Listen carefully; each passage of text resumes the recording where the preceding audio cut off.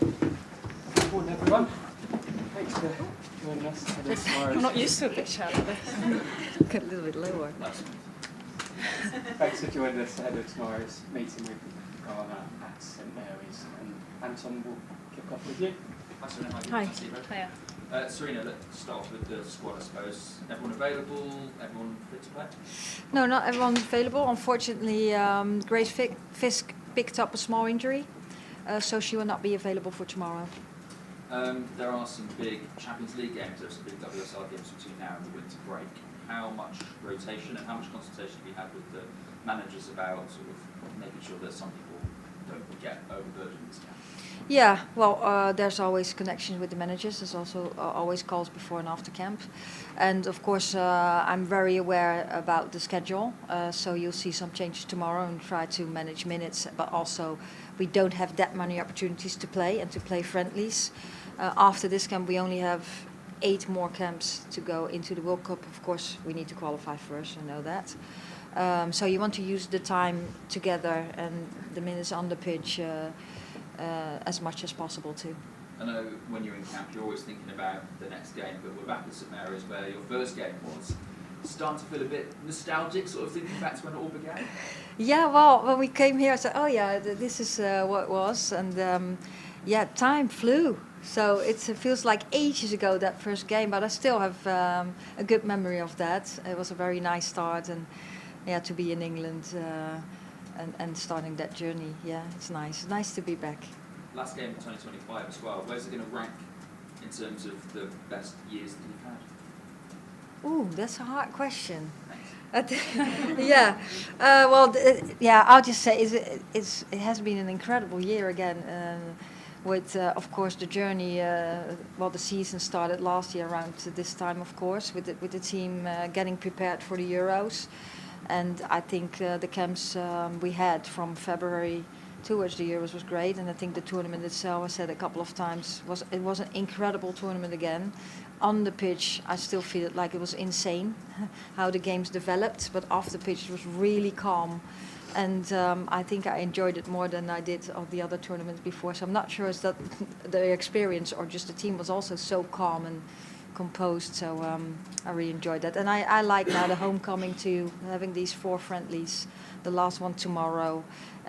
You know, connect with the fans. Like we had 75,000 last Saturday, and tomorrow there's already 24,000 tickets sold. So that's really incredible too. I don't take that for granted. I'm really looking forward to tomorrow. That's looking back, but you've got a little period now, I suppose, where you can start to look forward.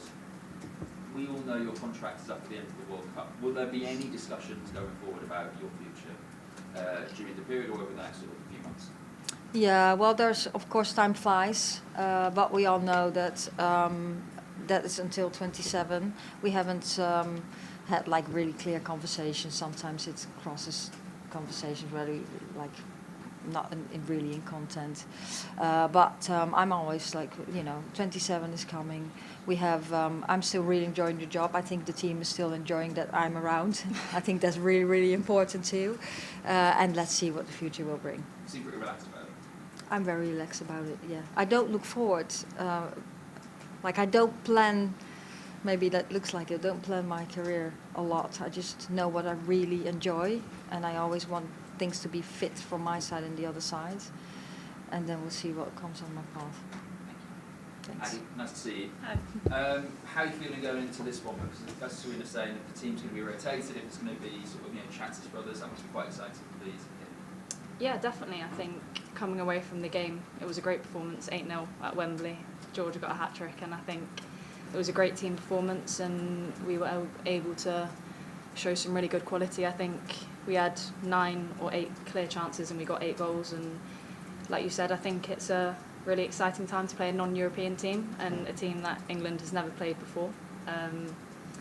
For me personally, being at Southampton is quite nice. My obviously family are near from the Isle of Wight and they'll be coming over, so it's nice to kind of get a different calibre of people, fans, and like Sarina said, to have I think 24,000 fans and hopefully a few more tickets sold. It will be a really, really good game.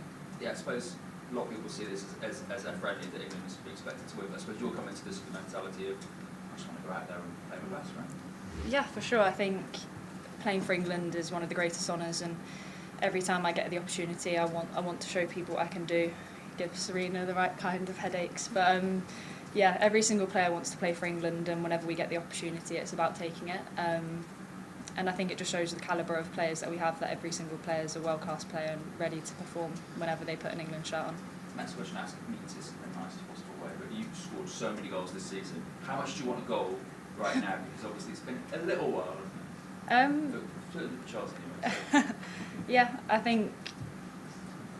mean, I love playing football and I love scoring, but I've always said sometimes it's never as easy as being a striker and being able to put the ball in the back of the net. It's about the performances and, yeah, helping the team where I can. And, yeah, I think people have this thing about me scoring goals, but again, I'm just trying to do what I can to help the team and believe everything will fall into place when I'm free and I'm playing my best football. But, yeah, I saying that, obviously scoring's one of the best feelings in the world, so, yeah, hopefully I can do what I can.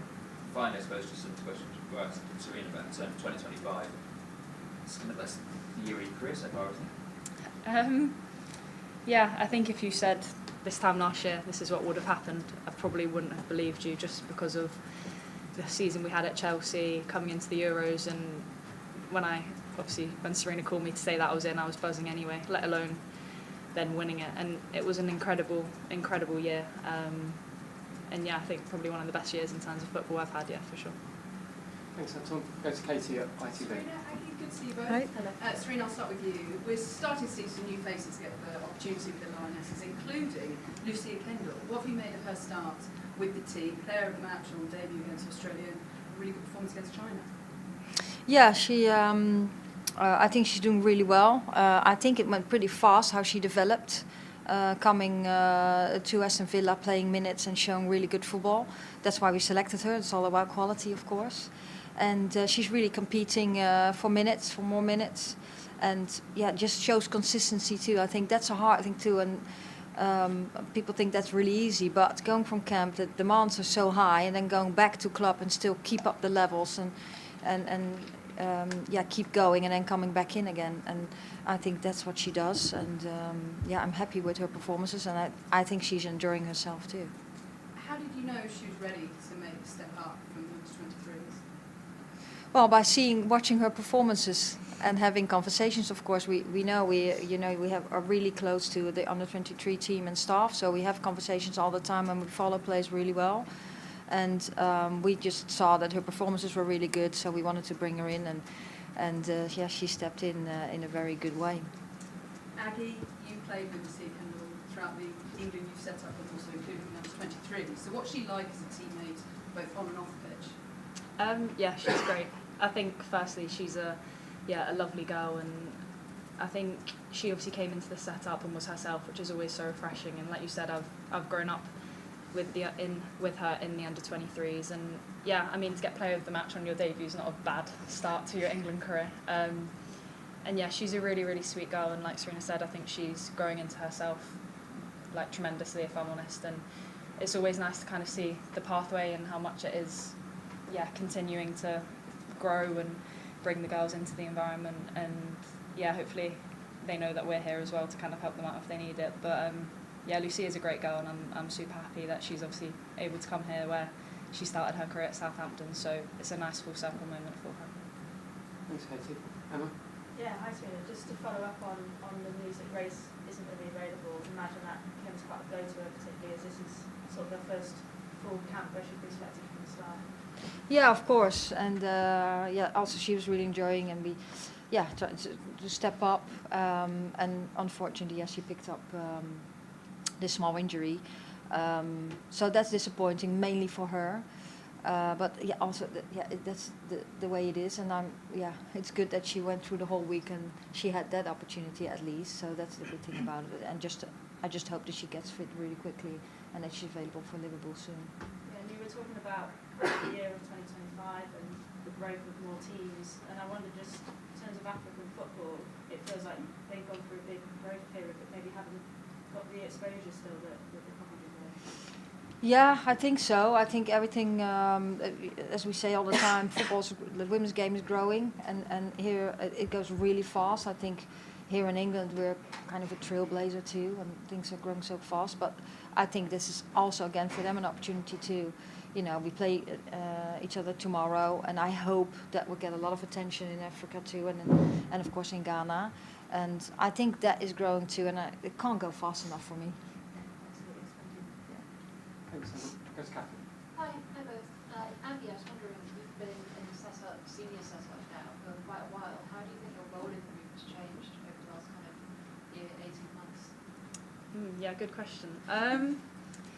Yeah, I think when I first came in, I was obviously, you're kind of the new ones, you are a little bit nervous and you want to impress and do what you can. But yeah, I mean, I've loved my time in the setup so far, and yeah, hopefully I've showed a few people what I can do, and obviously I've had some great moments equally, and hopefully I'm looking to build on that. But yeah, I still see myself as a young player, and I look at the players we have and I see so much class around me, and it's kind of just the environment I want to be in. I look at Alessia, who's obviously for me one of the best strikers in the world, and she's such great competition to have. And yeah, I feel extremely lucky, and equally I can come into training and feel like I can hold myself and push and yeah, try to get as much game time and show people what I can do. But yeah, I just love being here, to be fair, and playing for England. It's the greatest honour.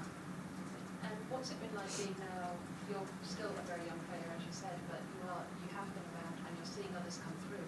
What's it been like kind of being on the kind of more experienced edge of the youngsters group? Yeah, it's hard because I still see myself as one of the youngest in the team, but yeah, I mean, it's so nice. Obviously, we touched on Lucia a little bit, but again, like Anouk, who's one of my best friends, who's come through, and I think she's done really well at West Ham, and now to see her kind of come through, and again, it just emphasises how great the pathway is. And they've obviously got a game tonight, the 23s, against USA, which we'll all be watching, and again, kind of shows the England family that we'll have it on the big screen, watching it all together. And yeah, it just shows how good the pathway is, and hopefully many more can keep making that jump. Thanks, Catherine. Any final questions? Yeah. Hi, Sariba. I wanted to ask about China game. Obviously, we saw some new debutantes with the armband, such as Alessia Russo. Is she someone you look at to captain England in the future? Well, you saw a lot of players wearing the armband last Saturday, because we made some subs with the leadership group. I think that we have a lot of leaders in the group, and with different characters and lead in a different way. But I think Alessia has stepped up also in the team. She's now one of the more experienced players in the team, and I think she takes that role really well. I'm not looking that far in the future, because I don't think that's necessary, but it says enough that she wore the armband, and she's really stepping up, and which I really appreciate and really like that she's doing that. Thank you. We also see lots of emerging players all the time from the Sorry? age groups. We see emerging players from the younger age groups all the time. Obviously, we have Lucia Kendall and Craig Godfrey at the moment making their first team Yeah, and Anouk. experiences. Yeah. And I wanted to know about how they get comfortable within the squad, whether it's to do with the squad itself and making them feel comfortable, whether you have a part in integrating them with each other. Yeah, I think there's a couple of things that help them. I think first of all, they are selected because they show qualities and they're competing, so that's good. I also think in the under-23s we have a very similar setup. So the program and the things like daily things, routines are similar. So it's not totally new. So it's easier for them to come into this environment. And I think it has to do with the group too, that of course they're high standards and they have to cope with these standards, so they have to step up and show the levels. But off the pitch and also on the pitch, I think we have a team that really welcome players and trying to make them feel comfortable, while on the pitch it's uncomfortable anyway, because it's a big competition going on. Thank you. So, final questions. Yeah. Morning. Good morning. My name is Frank. I'm a Ghanaian journalist. I'm also here to cover the game. My question is, it's your first time of meeting Ghana, and for your home series, you scored goals. Are we going to see a avalanche of goals against Ghana? Because even the Asian champions, you defeated them by 8 goals. And being it first time against Ghana, because the question back home is that, hey, once they've beaten China 8-0, then Ghana could be 10, 11, 12. What should we expect against team, Ghana. Yeah, we try to make football mathematics, but it's not. I think it's a nice way to think that way, but I think we played a very good game against China, and I think we were really ruthless. That's something that over time we said in the final third, we want to get the final pass right. We want to, from the chances we create or almost chances we create, we want to make a big chances and score goals. And I think last Saturday we did that really well. So when you score 3 goals in 12 minutes, that also does something with the opponents. So that said a lot about us and how we started the game. Tomorrow is going to be a totally different game with 2 different styles of play. Of course, we have analyzed Ghana, and they have a clear structure how they want to play. They can play direct. They have a lot of pace, but also if they get some space, they have some rotations, and we have to be aware of that. I don't think it's going to be that easy. I hope, of course, we make it ourselves easy to play really well, but we see what happens. Thank you. Any final questions, Frank? Okay, perfect. We'll take one final one then. Hi, Sarina. I just wanted to ask about Ellie Roebuck. Obviously, she's been called in place of Kiara Keating. I just wanted to know how she's doing in the squad, and what did you see from her that made you call her up? Yeah, of course, we know Ellie very well because she has been in our setup and she has been out for a while. And we haven't seen that much from her because she came in very late in the week. But we really wanted, with Kiara not being available anymore and picking up this injury, we wanted an experienced goalkeeper. And Ellie has played some minutes, but not all the minutes at Aston Villa. But we know what she brings and how she fits in our team and in our style of play. So, of course, it was nice to have her back. And she had 1 session, I think, now, and that looked very good. And of course, there's connections with Aston Villa, so we knew that her levels were up too. Okay, thanks so much. We'll see many of you tomorrow evening. Thanks. Thank you. Thanks for your time. Nice to see you all. Thanks.